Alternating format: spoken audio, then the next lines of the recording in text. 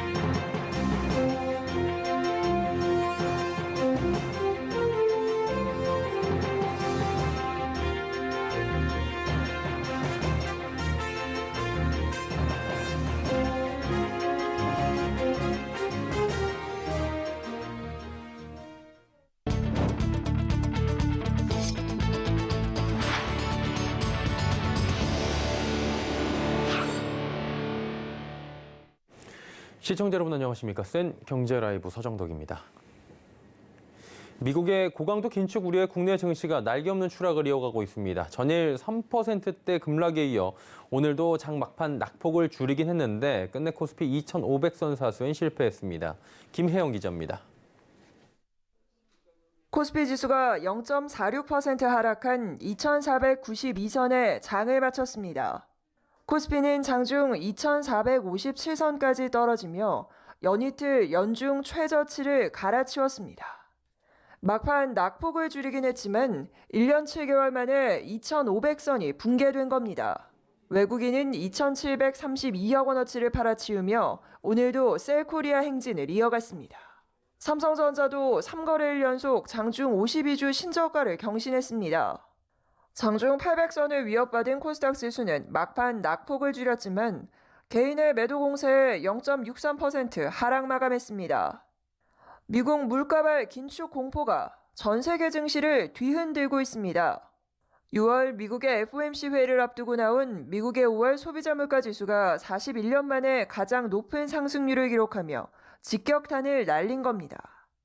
이에 기준금리를 0.75%포인트 한꺼번에 올리는 이른바 자이언트 스텝의 극약 처방 없이는 물가를 잡기가 어렵다는 관측이 불안을 야기하고 있습니다. 결국 단기 패닉 장세에 대한 경계는 불가피하다는 평가입니다. 기술적인 반등이 나올 수는 있지만 추세적인 하락은 이어질 것이란 전망입니다. 고강도의 통화 긴축 그리고 양적 긴축까지 지금 진행이 되고 있는 상황이기 때문에 주가는 계속해서 조정을 받을 가능성이 대단히 높다고 예상해 볼 수가 있는 거고요. 환율의 움직임도 심상치가 않습니다. 안전자산 선호 심리가 불거지며 환율은 장중 1,290원대까지 치솟았습니다. 환율의 상단을 1,300원까지 열어둬야 한다는 전망이 나오며 수급 불안을 야기하고 있습니다. 서울경제TV 김혜영입니다. 건십 배틀이란 게임을 내놓은 조이시티가 버그 관리를 소홀히 했다며 이용자들의 원성을 듣고 있다고 합니다. 일부 이용자들은 집단 소송까지 가겠다는 입장인데요. 서지연 기자입니다. 조이시티가 운영하는 건십 배틀 커뮤니티. 지금 상황은 조이의 대처에 대한 불신이 원인, 버그 하나 못 잡는 사람들, 조이 상대로 고소한다. 게임 이용자들이 조이시티의 버그 관리 소홀을 비판하며 목소리를 높이고 있습니다. 일부 이용자들은 고소까지 하겠다며 분통을 터뜨립니다. 조이시티는 모바일 게임 건십 배틀 토탈 워페어에서 일부 유저들의 버그 악용 사례가 발각됐지만 조치를 취하지 않았다는 비판을 받고 있습니다. 수천만 원을 투자를 해야지 얻을 수 있는 이득을 저 사람들은 아무 비용 부담 없이 그 편법을 이용해서 쌓았는데 그걸 제대로 조사도 안 하고 덮으려고만. 이들에 따르면 20시간에 한 번씩 사용할 수 있는 컨텐츠를 무한 반복하는 오류가 일어났고 이를 특정연합이 악용했다는 겁니다. 이용자들은 회사가 문제에 대해 즉각적인 피드백이 없었고 유선 상담을 일시적으로 중단해 소통을 단절했다고 주장했습니다. 조이시티에 대한 유저들의 불신이 깊은 이유는 장비 강화 확률 의혹과 각종 버그, 안내 없이 진행한 시스템 개편 등으로 이미 신뢰를 잃은 상태였기 때문입니다. 이에 대해 조이시티 관계자는 서울경제TV와 통화에서 버그를 사용한 113개 계정의 게임 이용을 제한했다며 후속 조치가 이뤄졌다고 밝혔습니다. 서울경제TV 서지은입니다. 삼성 디스플레이가 약 30년 만에 TV용 LCD 패널 사업을 종료했습니다. 그러면서 기존 LCD 사업부 인력을 삼성전자 반도체 사업부로 전환 배치한다는데요. 김수빈 기자가 전해드립니다. 삼성 디스플레이가 최근 사업이 종료된 LCD 인력을 삼성전자로 전환 배치할 계획입니다. 인력 재배치가 필요한 삼성 디스플레이와 반도체 인력 수급난을 겪는 삼성전자 간의 이해관계가 맞아떨어진 결정인 겁니다. 앞서 삼성 디스플레이는 지난 2020년 두 차례에 걸쳐 각각 200명에서 400여 명의 임직원을 DS 부문으로 전환 배치한 바 있습니다. 이번에 전환되는 규모는 300명가량으로 예상됩니다. 최종 선발 인원은 반도체 사업을 담당하는 삼성전자 DS 부문으로 이동하게 됩니다. 현재 삼성 디스플레이는 이동 희망자를 대상으로 면접 등 선발 절차를 밟고 있는 것으로 알려졌습니다. 이미 LCD 사업 일부 인력은 QD OLED와 중소형 OLED 사업으로 재배치되기도 했습니다. 한편 삼성 디스플레이는 이달 마지막 LCD 생산 라인 가동을 중단하면 약 30년 만에 사업 종지부를 찍게 됩니다. 삼성전자 DS 부문에 속하는 삼성 디스플레이는 결국 반도체 가전 등의 사업과 맞물려 전략적으로 사업 지속 여부를 결정할 수밖에 없는 상황. 여기에 중국 패널 업체들이 자국 정부의 전폭적인 지원에 빠르게 성장하자 수익성이 악화된 영향도 받은 것으로 분석됩니다. LCD 사업을 철수한 삼성 디스플레이는 차세대 패널인 QD 디스플레이를 주력으로 시장을 공략해 나간다는 전략입니다. 서울경제TV 김수빈입니다. 서울 주택시장 공급 가뭄이 심화되고 있습니다. 당장 입주 물량이 줄어드는 문제도 있지만 향후에도 주택 공급 실마리가 풀리지 않을 것이라는 전망까지 나오는데요. 서청석 기자입니다. 서울 지역 주택 공급 부족 문제가 심화되고 있습니다. 상반기 서울 아파트 입주 예정 물량은 13,826세대입니다. 지난 2020년 상반기 입주 물량 26,600세대 대비 절반 수준으로 떨어진 수치입니다. 하반기 입주 물량도 8,226세대로 1만 세대를 밑도는 데 그칠 것으로 전망됩니다. 연 단위로 살펴보면 서울 지역 아파트 입주 물량은 2020년 49,500여 세대, 2021년 32,700여 세대로 집계됐습니다. 반면 올해는 22,000여 세대, 내년엔 23,000여 세대에 그칠 것으로 전망됩니다. 2020년 이후에 분양했던 물량들이 줄어들면서 지금 입주 물량에도 영향을 미치는 거죠. 3년 정도가 걸려요. 그래서 3년 내로 입주할 수 있는 물량이 줄고 있는 거죠. 특히 건자재값 인상 등 영향으로 공사 현장 곳곳에서 어려움을 겪으면서 분양 일정이 미뤄지고 있어 2024년 서울 입주 예정 물량은 12,000세대에 불과할 것으로 전망됩니다. 실제 지난 1월 기준 서울의 상반기 아파트 분양 계획 물량은 24개 단지 9,234가구였지만 6월 말까지 남은 물량을 다 포함해도 17개 단지 2,350가구에 그치고 있어 올 초 전망치 대비 75.9%나 줄었습니다. 강동구 둔촌주공 재건축, 동대문구 이문 3구역 재개발, 은평구 역촌 1구역 등이 상반기 중 일반 분양을 계획했었으나 공사비 증액 문제 등 영향으로 현재는 분양이 기약 없이 미뤄진 상태입니다.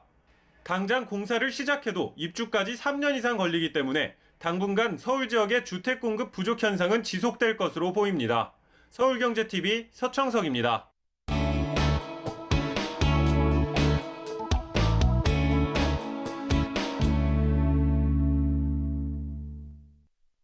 올 들어서 건설 현장에서 공사 중단, 이른바 셧다운 사태가 잦아지고 있다. 이런 소식들은 들어보셨을 겁니다. 자재값 인상되고 있고요. 이번에 화물연대 파업에 또다시 현장이 멈춰선 겁니다.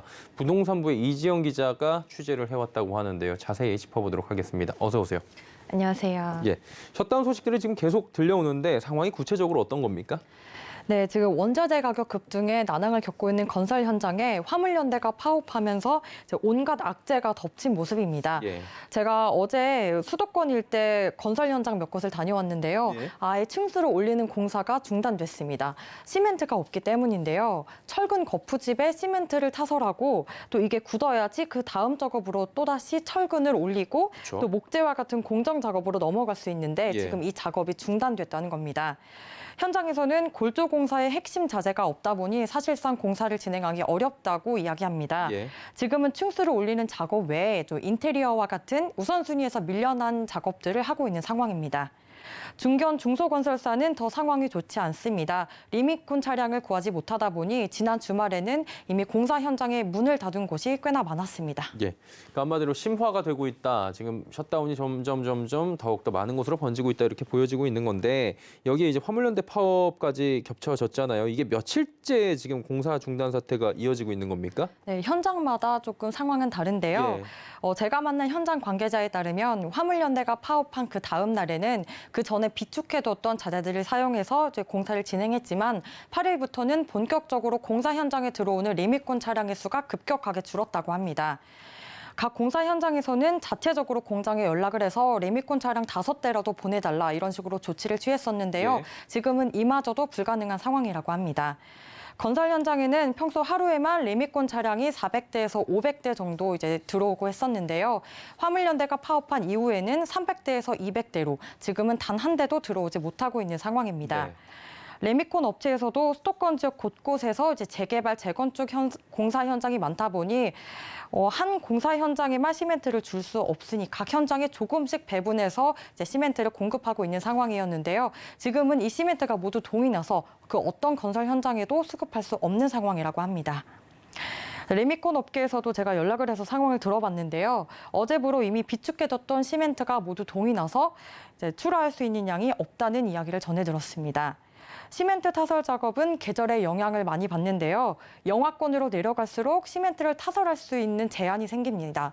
그러다 보니 이제 통상적으로 여름에 많이 골조 공사를 진행을 하는데요. 예. 상황은 지금이 적깁니다. 진행을 하지 못하다 보니까 공사 현장의 위기감이 큰 겁니다. 예. 지금 업계 이야기 한번 들어보겠습니다.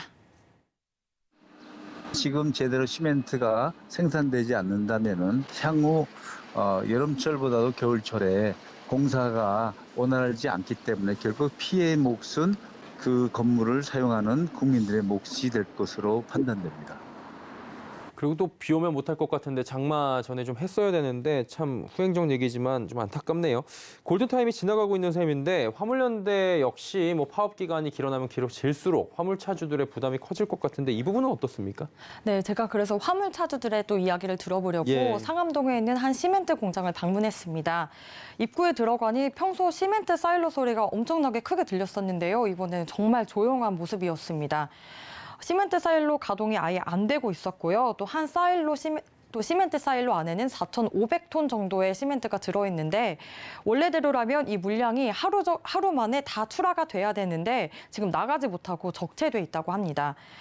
주변에 레미콘 회사에 단 한 대도 못 나가고 있는 상황인 겁니다. 예. 화물연대 차주들도 파업 기간 동안 발생하는 금전적 피해가 크지만 안전운임제가 폐지됐을 때의 경우에 피해가 더 크다며 물러서지 않는다는 입장을 보이고 있습니다. 인터뷰 잠시 들어보겠습니다. 저희가 서 있음으로 해서 이 주변에 있는 15개 업체의 레미콘 회사 모든 차량들이 다 스톱이 돼 있는 상태이기 때문에 그분들한테도 죄송하다는 말씀을 일단 드리고 싶어요. 왜냐하면 우리도 절박하기 때문에 이런 상황을 만든 거지 저희가. 일단 뭐 장기화 우려가 계속되는 부분이긴 한데 이게 화물연대 파업뿐만이 아니라 다른 복합적인 이유로 현장이 셧다운이 되는 거잖아요. 그 부분도 한번 짚어주시죠. 네, 그렇습니다. 러시아의 우크라이나 침공 상태에 따라서 이제 자재값들이 급격하게 치솟았잖아요. 그쵸. 네, 그러면서 이제 하도급사와 원도급사의 마찰도 있어 왔습니다. 최근에는 철근 콘크리트 업체에서도 또다시 셧다운을 예고하면서 건설 현장에는 긴장감이 맴돌고 있습니다. 철권연합회 서울, 경기, 인천 지부는 지난 8일에 대표자 회의에서 하도급 대금을 올려달라며 비협조적인 시공사에 대해서는 다음 달 11일부터 공사를 중단하겠다고 예고했습니다. 앞서 전국철권연합회는 지난 3월에 전국 건설 현장을 멈춰 세운 바 있는데요. 이후 4월 말에는 호남, 제주 지역의 공사를 중단했고요. 지난 6일에서 7일에는 부산, 울산, 경남 지역에서 셧다운을 강행했습니다. 서울, 경기, 인천은 전국 철권연합회 중에서 회원사가 가장 많이 등록돼 있습니다. 맡고 있는 현장도 많아서 공사가 중단될 경우에는 철권업체의 막대한 피해도 예상되고 있습니다. 철권연합회에서는 자재값 인상 분과 인건비 급등을 반영해서 공사 대금을 올려달라고 이야기하고 있는데요. 화물연대 파업이 장기화되면서 이들에게는 자재 수급이라는 악재까지 더해질 수도 있는 상황입니다. 철권협회 역시 이번 파업으로 철근과 콘크리트 자재 수급에 어려움을 겪고 있기 때문입니다. 복합적인 이유로 지금 건설 현장에서 공사가 지연되는 거잖아요. 결국에는 착공 물량이 들어갈 수가 없기 때문에 주택 공급에도 차질이 생길 수밖에 없어 보이는데 이 부분을 마지막으로 좀 짚어주시면 좋을 것 같아요. 네, 맞습니다. 원자재값 상승에 또 화물연대 파업에 주택 시장에도 영향을 받고 있는 모습입니다. 예. 국토교통부에 따르면 지난달 공동주택 분양 실적은 전국 4만 1,357가구로 집계됐는데요. 이는 지난해 같은 달보다 6.4% 감소한 상황입니다. 주택 준공 실적도 전국 3만 7,879가구로 지난해 같은 기간 대비 13.9% 감소했습니다. 준공 실적이 줄어들다 보니 분양 실적도 크게 줄었습니다. 올해 1월에서 4월 분양 실적은 7만 8,894가구로 지난해 같은 기간과 비교해서 20.5% 감소했습니다. 예, 공급이 지금 돼야 되는 상황 속에서 이런 악재를 맞은 건데요.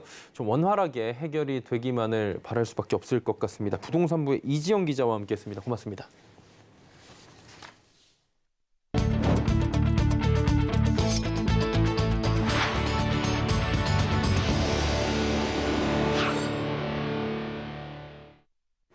소비자 10명 중 7명은 대형마트 영업규제 완화가 필요하다고 생각하는 것으로 나타납니다. 대한상공회의소 대형마트 영업규제 10년 소비자 인식조사 결과에 따르면 최근 1년 이내 대형마트를 이용한 경험이 있는 소비자 중 약 68%가 영업규제 완화가 필요하다고 밝혔습니다. 전통시장 활성화라는 규제 효과가 미미한 데다 규제 명분도 약하다는 것이 이유입니다. 대한상인은 유통시장 환경이 10년 전과 비교해 크게 바뀐 점을 지적하며 규제보다 공정한 경쟁 환경을 구축할 필요가 있다고 설명했습니다. 증권사들이 공모주 최소 청약 주수를 기존 10주에서 20주, 많게는 100주까지 상향합니다. 이전엔 100% 비례 청약이었는데 공모 물량의 절반 이상을 청약에 참여한 주주에게 나눠주는 균등 배정 제도가 올해부터 시행되며 최소 청약 주수가 중요해졌기 때문입니다. 청약 열기가 식고 있는 상황에 최소 청약 주수 기준을 높여 의지가 있는 투자자들에게 혜택을 더욱 주고 공모주를 배분하는 과정에서 업무 부담을 줄여주기 위한 증권사들의 대안으로 보입니다. 이에 금융투자업계 관계자는 청약 수수료가 만들어지는 것도 이유가 있다며 균등 배정의 명분은 좋았지만 지금처럼 장이 안 좋을 때 대안도 있어야 한다고 말했습니다. 윤석열 정부 경제원팀이 금산분리 완화에 시동을 걸었습니다. 금산분리가 완화되면 그동안 가로막혔던 금융사 투자 유입은 물론이고 신사업이 활성화될 것으로 보이고요. 금융권이 이에 술렁이고 있다고 합니다. 윤다혜 기자입니다. 금융당국이 금산분리 완화 의지를 보였습니다. 김조현 금융위원장 후보자가 금산분리 규제 완화에 대해서 적극적으로 검토할 시기가 왔다고 언급하면서부터입니다. 금산분리란 금융자본과 산업자본의 분리를 말합니다. 쉽게 말해서 은행업으로 대표되는 금융자본과 제조업을 중심으로 한 산업자본이 서로의 업종을 소유하거나 지배하지 못하게 하는 것을 의미합니다. 금융당국은 금산분리 등 금융규제를 완화하기 위해 금융협회들과 공동으로 태스크포스, TF를 구성하고 법안 개정 준비 작업에 착수한 것으로 전해졌습니다.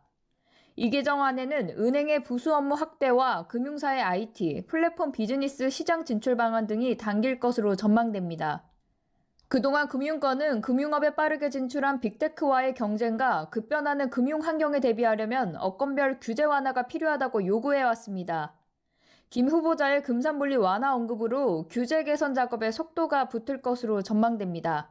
금융권은 향후 규제가 풀리면 핀테크 업체를 인수하고 기술을 개발해 신사업을 추진한다는 계획입니다. 반면 금산분리 완화가 핀테크 기업의 부담을 키우고 경쟁력을 약화시킬 수 있다는 시각도 있습니다. 하반기에는 구체적인 개정안의 윤곽이 나올 것으로 보이는 가운데 금융규제 첫 포문이 될 것으로 보입니다. 서울경제TV 윤다희입니다. 연간 적발 금액이 1조 원에 달하는 보험 사기 근절을 위해 처벌 강화 등 현행법을 재정비해야 한다는 목소리가 커지고 있죠. 오늘 윤관석 국회의원 주최로 국회의원회관에서 열린 보험 사기 방지 특별법 개정 방향 토론회에는 금융당국과 업권 관계자, 전문가들이 모여 특별법 개정 필요성에 대해 논의했습니다. 토론회에선 적발 시 최대 3배의 벌금을 내도록 하는 처벌 강화, 정부 합동 대책반 신설 같은 제안들이 쏟아졌습니다. 금융감독원에 따르면 지난해 보험 사기로 적발된 금액은 9,434억 원으로 1조 원에 육박합니다. 또 가입자들이 추가 부담해야 할 금액은 가구당 연 30만 원에 이릅니다. 업계 안팎에선 보험 사기 방식이 점점 다양해지고 조직화되는 반면 현행법은 최소한의 사항만을 규율하고 있어 한계가 있다는 지적이 제기됩니다. 민주노총, 운수노조, 화물연대 총파업에 이어 택배노조, 우체국본부가 오는 18일 총파업을 예고했습니다. 물류 대란에 이어 택배 대란까지 겹칠 수 있는 상황이라 유통업계 전반의 긴장감이 높아지고 있습니다. 문다희 기자입니다. 택배노조 우체국본부가 이달 18일 총파업을 예고해 택배 대란 우려가 커지고 있습니다. 이미 CJ 대한통운택배노조는 매주 월요일, 한진택배노조는 매주 토요일 부분 파업을 벌이고 있는 상황. 여기에 민주노총 화물연대의 총파업이 일주일을 넘기며 물류 대란도 장기화 국면으로 접어들고 있습니다. 물류에 이어 택배마저 멈춰설 분위기에 유통업계의 한숨이 깊어지고 있습니다. 거리두기 해제와 리오프닝으로 활기를 찾아가고 있는 상황에 회복의 기반을 상실할 수 있다는 우려에서입니다. 실제 소주와 맥주 출하에 제동이 걸리며 주류 대란이 현실화되고 있습니다. 하이트 진로의 소주 출하량은 평소의 38%까지, 오비맥주의 맥주 출하량도 평소의 20% 수준으로 떨어지기도 했습니다. 하이트 진로와 오비맥주는 대체 차량을 구해 출하량을 60%까지 끌어올렸지만 한계가 있는 상황입니다. 특히 6월은 주류 소비가 급증하는 성수기. 당장 편의점 업계는 주류 발주 제한에 나섰고 대형마트 업계도 상황을 예의주시하고 있습니다.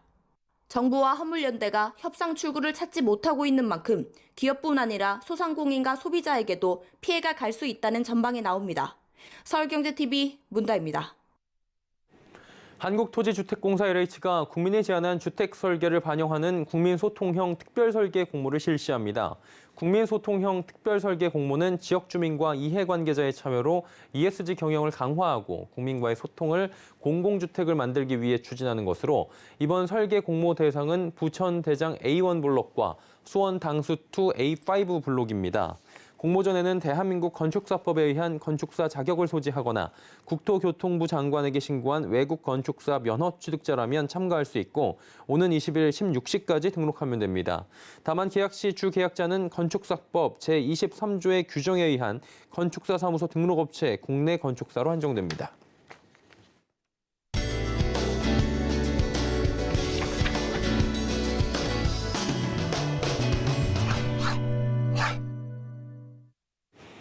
차량용 시스템 반도체 기업 넥스트칩이 다음 달 코스닥 시장에 상장합니다. 넥스트칩은 오늘 기업 공개 기자간담회를 열고 상장을 통해 국내 대표 자율주행 반도체 선도 기업이 되겠다는 목표를 밝혔습니다. 지난 2019년 NCN으로부터 물적 분할된 넥스트칩은 차량용 카메라 영상 신호 처리 기술, HD 영상 전송 기술, 자율주행차 영상 인식 시스템 반도체 등을 공급하고 있습니다. 넥스트칩은 자율주행 산업이 지속적으로 성장하고 있는 만큼 상장 뒤 아파치, BMIC 등 주력 제품 연구 개발에 집중하겠다고 밝혔습니다.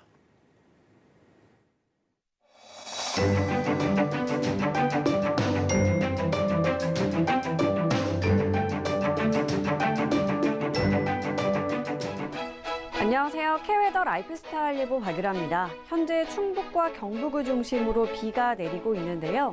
이후에는 그 밖에 중부와 동해안, 경북 북부로 확대되겠고요. 내일 새벽부터 아침 사이에 그치겠습니다. 양은 5에서 30mm로 예상됩니다. 한편 내일 오후에는 전라 동부와 경상 서부 내륙으로 소나기가 오겠는데요. 국지적으로 강하게 쏟아질 수 있겠고 천둥, 번개를 동반한 돌풍이 불 수 있겠습니다. 또 도로가 미끄럽고 시야가 급격히 짧아질 수 있는데요. 우산을 꼭 챙기시고요. 보행 및 교통안전에 유의하셔야겠습니다. 한편 내일은 흐린 가운데 곳곳으로 비나 소나기가 오면서 이맘때보다 더위가 덜하겠습니다. 다음은 자세한 지역별 기온입니다. 중부지방 평년보다 낮은 기온이 예상됩니다. 낮 기온 서울 27도, 춘천 25도, 대전은 26도를 보이겠습니다. 동해안 선선한 날씨가 예상됩니다. 한낮 기온 강릉 20도, 속초는 19도에 머물겠습니다. 남부지방 크게 덥지 않겠습니다. 낮 동안 광주와 대구 26도로 이맘때보다 2도에서 3도가량 낮은 기온이 예상됩니다. 전해상해안의 흐린 가운데 서해와 동해상으로 비가 오겠고요. 물결은 남해와 동해상으로 최고 3m까지 높게 일겠습니다. 당분간 흐린 가운데 곳곳으로 비나 소나기 소식이 있겠고요. 금요일부터는 다시 30도 안팎의 더운 날씨가 찾아오겠습니다. 날씨였습니다. 센 경제 라이브 저희가 준비한 소식은 여기까지입니다. 편안한 저녁 시간 보내시길 바랍니다. 고맙습니다.